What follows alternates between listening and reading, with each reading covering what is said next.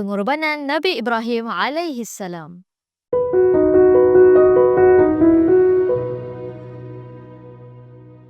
Assalamualaikum adik-adik. Hari ini Ustazah nak kongsikan sebuah kisah yang sangat istimewa, iaitu tentang seorang Nabi yang sangat taat dan kuat imannya.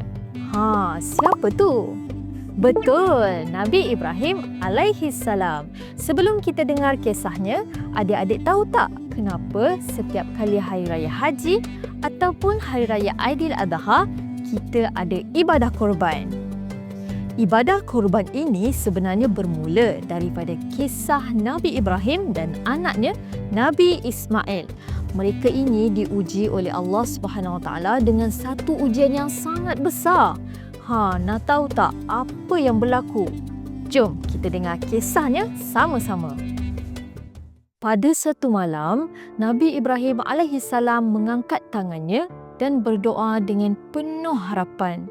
Wahai Tuhanku, kurniakanlah kepadaku seorang anak daripada kalangan orang-orang yang soleh.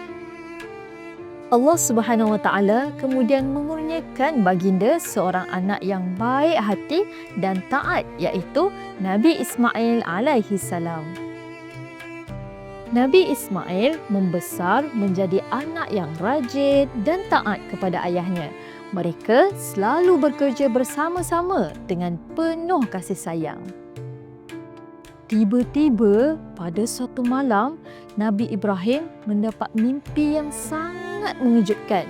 Dalam mimpi itu, Allah memerintahkan baginda untuk menyembelih anaknya sendiri.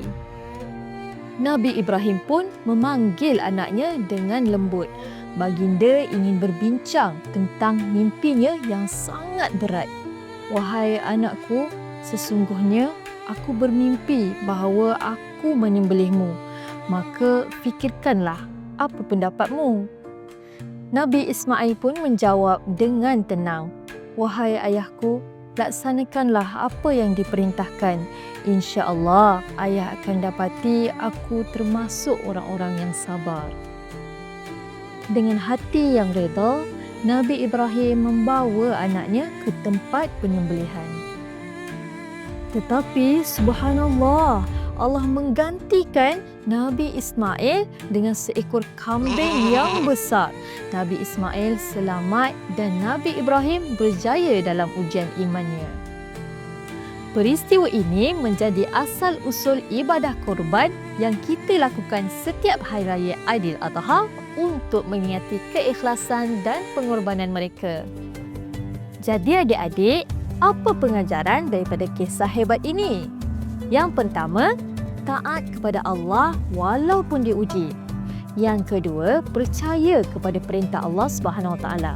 Yang ketiga, belajar berkorban demi kebaikan. Semoga kita semua menjadi anak yang soleh dan solehah seperti Nabi Ismail. Sekian untuk kisah hari ini. Ustazah doakan adik-adik sentiasa taat kepada Allah dan sayang ibu bapa ya.